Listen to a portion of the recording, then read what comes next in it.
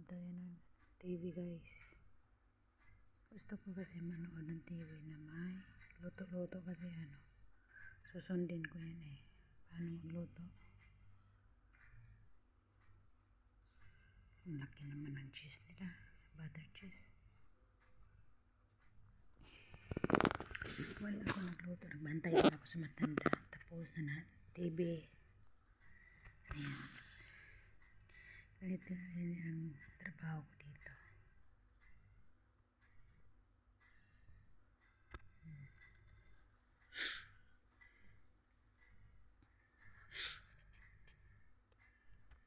Ayan tayo guys.